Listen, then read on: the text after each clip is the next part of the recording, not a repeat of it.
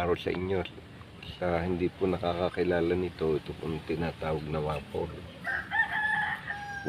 plant. Hindi ko lang alam na kung may katumbas ito sa Tagalog. Basta nung kami naghahalamang ornamental ay waffle plant ang tinatawag dito. Kaya kilala sa waffle plant. Ayan, ganito po ang tinatawag na waffle. Ayan, maganda siya. Yan ang mahilig sa ganitong kulay. Siya po ay basta ilagay sa lupa o pwede yung may mga lupang matataba, may ipa, pwede rin siya. Pwede siya sa wire.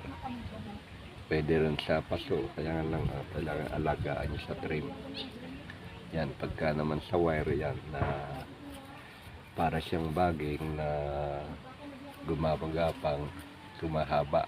Yan ang ganito po ang itsura ng waffle. Kaya pwede siyang sa hangin, pwede sa wire. Yan. Pwede siyang isabit. Pwede rin siya sa lapag.